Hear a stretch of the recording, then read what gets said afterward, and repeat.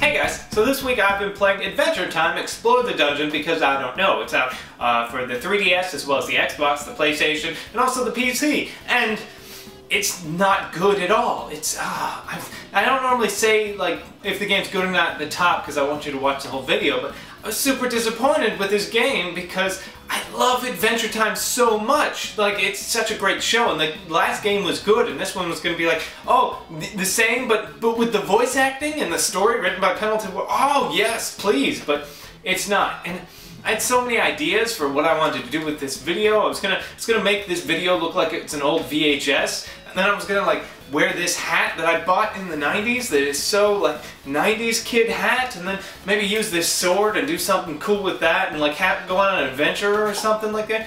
But I can't, because this game is garbage, and here's why.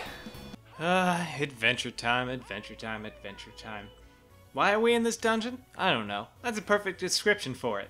Essentially, the story, if it can be called that, is that there's like a breakout in the prison underneath the Candy Kingdom, and you have to go in there because I don't know. And I'm fine with that, the lack of the story. If the gameplay is great, you don't really need a great story.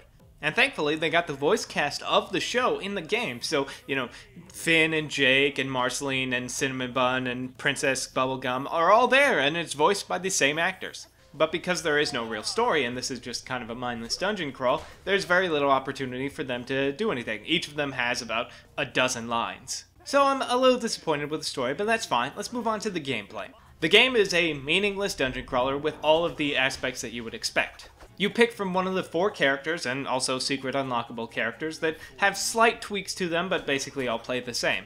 And then you descend through 100 levels of a dungeon for no reason trying to get fat loots. Similar to games like Spelunky or Diablo, the dungeons are all procedurally generated, so each time you go in, the layout and the different things you'll find are completely different. And that's kind of interesting, but the rest of the stuff is pretty generic and bland. You'll end up finding the same enemies over and over again until you get introduced to anything all that new. And the color palettes and looks of the particular dungeons only get swapped out every 20 or so levels. Combat-wise, there's only 3 buttons. There's your normal attack, which you can hold down to charge. There's a button to use whatever item you have, like a sword or a gun. And when you charge your imagination meter, you can use your magic attack that does a lot of damage to everything in your visible range. You also have the ability to block incoming attacks, but the problem is you have to time them. You can't just hold the block button. You have to time it so precisely that it makes it really annoying to use. And the animation frame rate of the attacks and the blocking it's never quite syncs up enough to make it that easy to use. You also have the ability to equip badges, which increase your running speed or your health or your damage, but they're only one-time use. So as soon as you leave a dungeon and head back to the hub world, those badges are gone. The hub world doesn't have a whole lot of uses. You can talk to various NPCs to get quests, you can swap out which character you're playing as. You can also use the gold you collect in the dungeon to either buy items from the item shop or upgrade your character's health and damage and that kind of stuff. But another major problem in the game is that any gold that you have while in the hub world that you don't spend gets deleted because of candy taxes. It makes the whole affair very annoying because if I could just save my gold, then I could upgrade my character, but instead it's like, nope, you can't upgrade your character. The game also has 4-player co-op, but because it's only local co-op and I have no friends, I didn't get a chance to play with anyone else.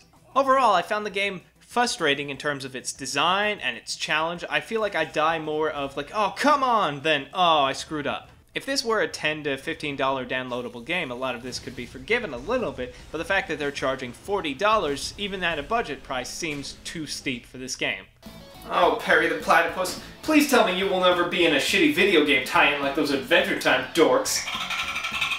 Oh, you've been in a couple of video games. Well, I'm sure they're probably pretty... Oh no, they're all hot garbage? Oh. Well, video games based on cartoon shows suck, and I'm gonna die alone. But anyways, see you guys next week.